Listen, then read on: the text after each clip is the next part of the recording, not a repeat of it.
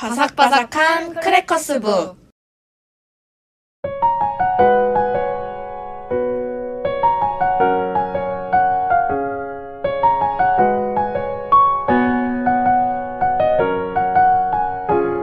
안녕하세요. 안녕하세요. 저희가 벌써 이제 5월 12일 방송으로 돌아왔습니다. 네. 벌써 이제 좀 있으면 반년이 흘러요. 제가 동생한테 똑같이 얘기했었거든요.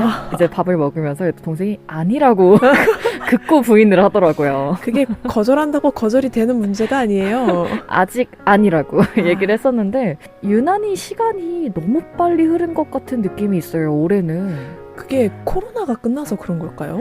그런 것 같기도 해요. 맞아요. 아니면 이제 저희가 상반기 때 좀 책 관련한 활동 때문에 좀 바빴던 것도 있는 것 같긴 하네요. 맞습니다. 이렇게 더워지고 나들이 하기 좋은 날씨가 되면서 북페어 관련한 소식도 점점 많이 올라오고 있는데요. 바로 내일 열리는 행사도 있습니다. 수원 행궁동의 디드라는 카페에서 열리는 인디온 북마켓이 있어요. 네. 수원에 살고 계시는 분들은 한 번씩 가보셔도 너무 좋을 것 같은데 독립출판 제작자들이 15팀 내외로 아마 참여를 한다고 하니까요. 인스타그램 들어가시면 재밌게 또 어떤 출연진들이 나오는지 확인하실 수가 있을 것 같아요. 네. 인디온 스몰마켓은 이번에 3번째로 개최가 되는 곳이어가지고 네. 디디라고 하는 이 공룡의 맞아요. 캐릭터가 너무너무 귀여운 이 마켓이 곧 열리고요. 바로 내일이고요. 그 다음에 저희 또 유명한 행사 중에 지나온 행사 중에는 서촌 베어 카페에서 열리는 2023년 베어 북마켓이 있었습니다. 맞아요. 지금 사실 녹음하는 이 시점에서는 이제 곧 거기 나가요 라는 이제 작가님들의 피드가 올라오기 시작해서 네. 또 되게 좋은 활동이 이어졌지 않았을까 싶네요. 맞습니다. 4월 22일, 23일 이렇게 양일로 열리는 행사였고요. 네. 그 다음에 6월 달에 열리는 행사들도 조금 있죠. 네. 이제 인천 아트북 페어가 열리기도 하거든요. 네. 원래는 이게 국제도서전이랑 날짜가 겹칠 뻔했는데 맞아요. 좀 일정이 바뀌어서 6월 10날로 되더라고요. 더 좋은 것 같아요. 네. 그리고 코스모 40이라는 제가 개인적으로 되게 좋아하는 카페이면서 네. 되게 공장 부지처럼 엄청 큰 공간을 꾼 곳이거든요. 네. 거기서 작업도 많이 하는 편이고 그래서 그 공간에서 열리는 페어다 보니까 네. 저는 사실 수업이 있어서 참여는 못하지만 꼭 방문할 예정입니다. 작가님 매년 방문하셨잖아요. 그죠? 맞아요. 작년에도 방문을 했었죠.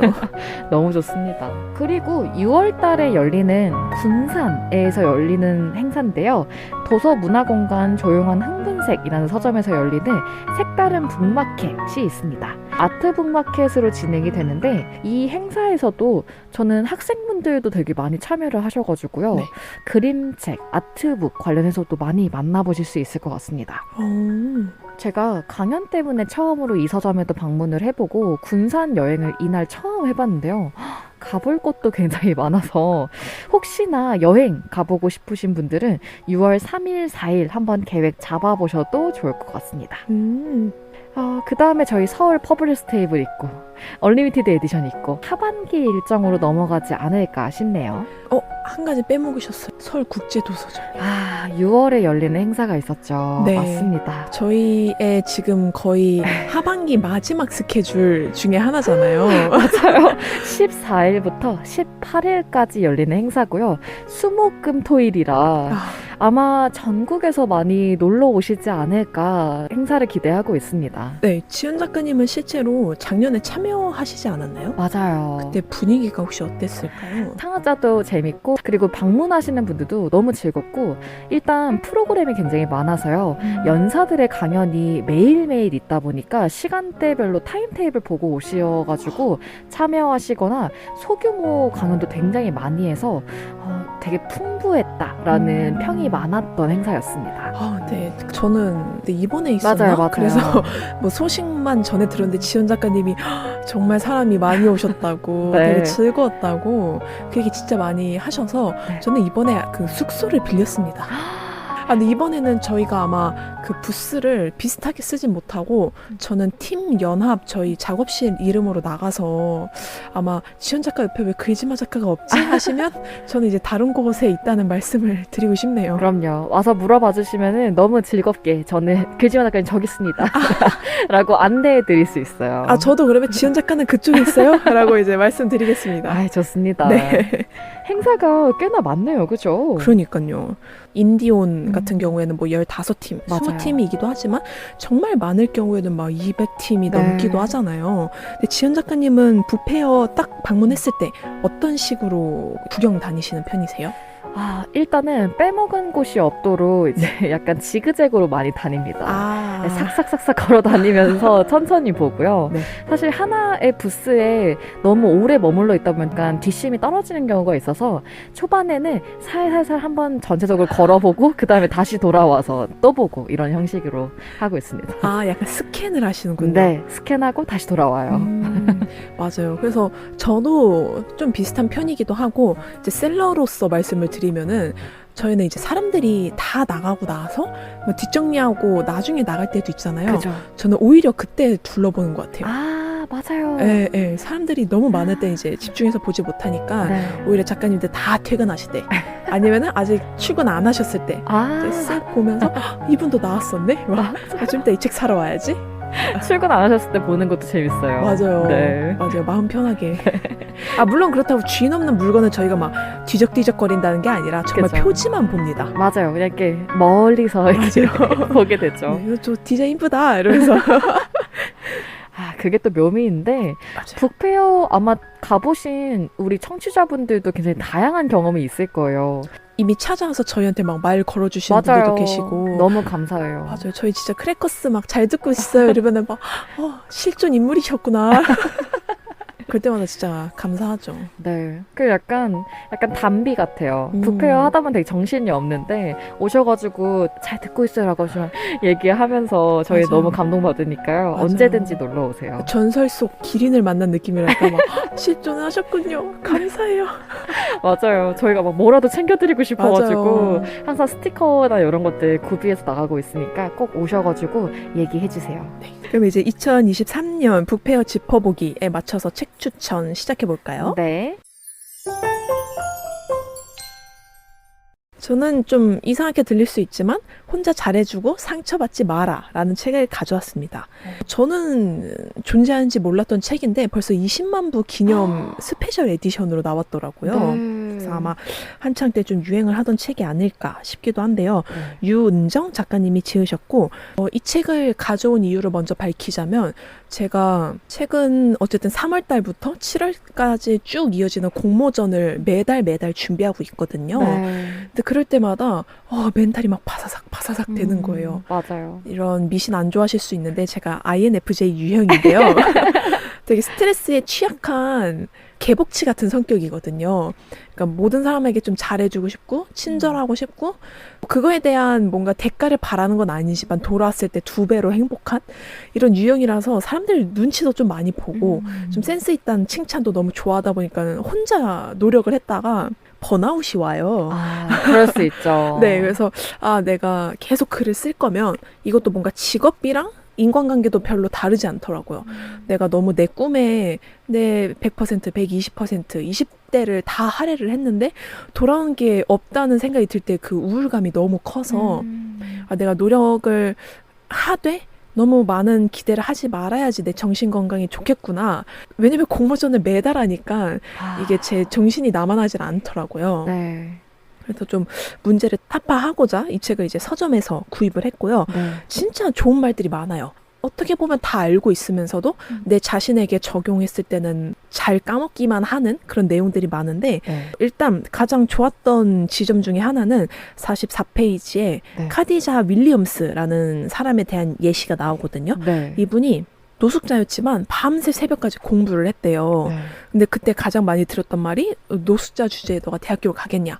노숙자 주제에 너가 그렇게 노력해봤자 뭐가 달라지겠냐 이 말을 진짜 많이 들었는데 이러한 말들을 조건화라고 한대요. 그러니까 어떠한 말이 있을 때 뭐 좋든 나쁘든 간에 그 말에 자주 노출이 됐을 때 그 사람의 인생이 자연스럽게 그 방향으로 흘러간다는 거죠. 그래서 이러한 상황에서 자신에 대한 애정으로 이 상황을 극복하기가 정말 어렵대요. 왜냐면 이 사람은 평생을 그런 나쁜 조건하에 노출이 되어 있던 사람이기 때문에.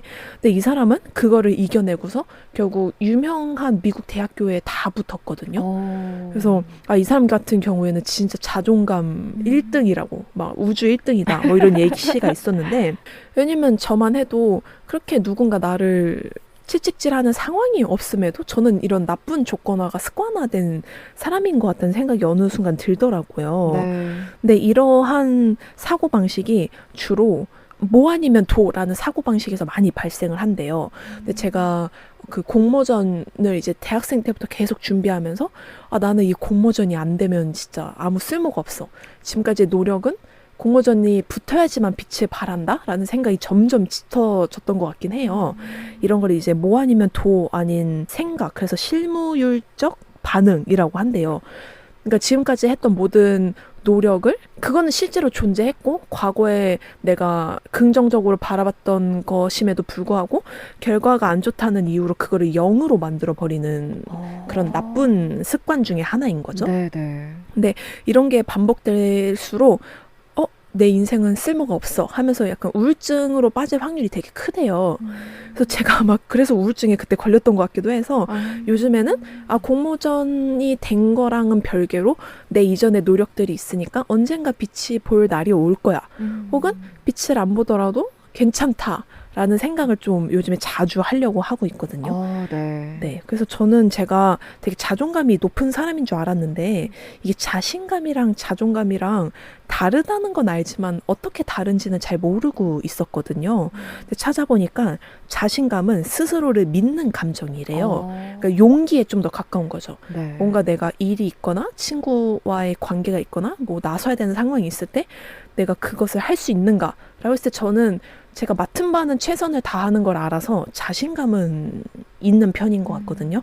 근데 자존감은 자존중감의 줄임말이래요. 그러니까 이제 나 스스로의 가치를 어떻게 여기는지에 대해서 좀 더 가까워서 나를 가치 있는 존재로 여기고 부정적으로 생각하지 않는 거. 그러니까 결국은 이게 자신을 사랑하는 감정에 더 비슷해서 저는 이제 용기는 있지만 내가 이뤄낸 결과에 대해서 만족을 좀 많이 못해서 그런지 자존감은 좀 낮은 편이었더라고요. 그래서 요즘에는 자존감을 키우기 위해서 이 책을 진짜 자주 읽고 있거든요. 왜냐면 오늘 그래 나 이렇게 살 거야 라고 해도 그 다음날 내가 어쨌든 평소 살아왔던 그런 관습이나 평소 했던 생각 습관 같은 게 남아있기 때문에 하루아침에 고쳐지지가 않아서 좀 자존감이 떨어질 것 같을 때 이 책을 다급하게 펴서 읽고 있습니다. 근데 차를 보면은 용기를 주는 것들 너무 많아요. 맞아요. 자신만의 기준을 만들어 나가는 법에 대한 이야기도 있어서 요거는 계속해서 나에 대해서 탐구를 하고 생각하다 보면은 사실 자존감은 올라가기도 하고 내려가기도 하기 때문에 도움이 되지 않을까 싶습니다. 정말 감사한 게 당근만 있진 않고 내 자존감이 차올랐어 할 때쯤 가끔 채찍을 주세요. 너무 너무 올라가지 마세요. 약간 네 알겠습니다. 하면서 배우고 있습니다. 너무 좋네요. 좋습니다. 저도 꼭 읽어보고 싶어요. 네. 그리고 이제 지은 작가님 책 추천은 무엇일까요? 저는 북페어에 참여를 하거나 방문하게 되면 관람객과 창작자 모두 음악을 연주하고 있다는 생각을 하거든요. 개개인이 갖고 있는 다양한 음악을 서로 들려주고 조율하기도 하고 새롭게 받아들이기도 하는 그런 장이 아닐까 하는 생각이 드는데 오늘 추천드리는 책에서 자세한 이야기를 나눌 수 있을 것 같아요. 네. 저는 송은혜 작가님이 짓고 시간의 흐름 출판사에서 펴낸 음악의 언어라는 책을 갖고 왔고요. 부제는 흐르는 시간에서 음표를 건져 올리는 법입니다. 와, 근데 책 진짜 예뻐요. 그죠. 근지원 작가님이 창작자의 눈으로 지금 책을 뜯어보고 계신데 어떠신가요? 약간 표지가 새하얀 한지에다가 그 금박을 드문드문 입혔는데 네.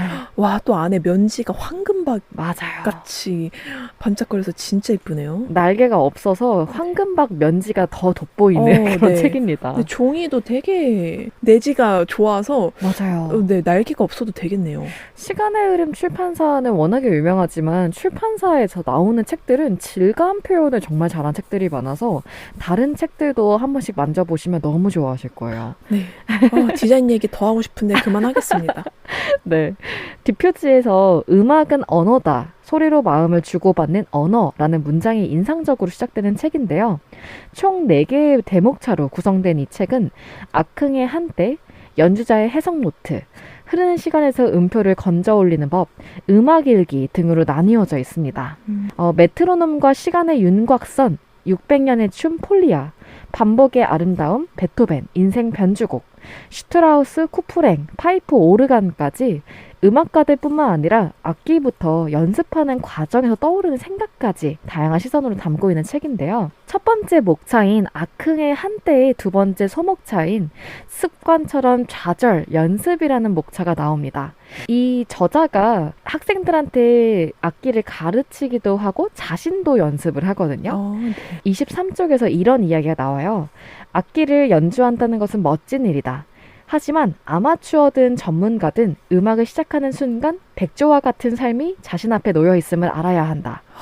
노는 게 아닌 마음 한구석에 연습해야 하는데 라는 부채의식을 평생 안고 사는 삶이라는 문장이 있습니다. 공감하시나요, 작가님? 갑자기 우울해지네요. 자존감 갑자기 떨어진 것 같은데요? 아니에요. 사실 저희는 원고를 쓰고 저도 지금 계속 원고를 못 끝내고 있는 작품이 있어서 네. 이 이야기가 굉장히 인상 깊었는데 다음 페이지에서 작가에게 누군가 음악을 배우고 싶다고 이야기할 때 제일 먼저 이렇게 질문을 하신대요. 연습을 위한 시간을 떼어놓을 수 있나요? 그렇다면 시작하셔도 됩니다. 라고 이야기를 한다고 합니다. 아주 중요하죠.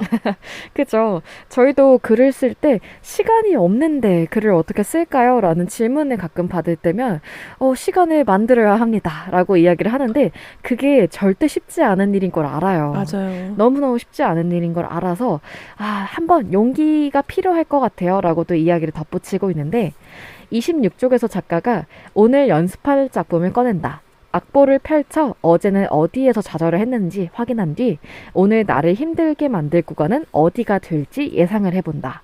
어제와 다른 곳에서 어쩌면 같은 곳에서 좌절할 수도 있지만 괜찮다. 좌절이 충분히 쌓이고 나면 어느 순간 스스로 해결될 것을 믿기 때문이다. 라는 이야기를 합니다. 와, 근데 진짜 강하시네요. 그죠? 와, 저도 매번 느끼거든요.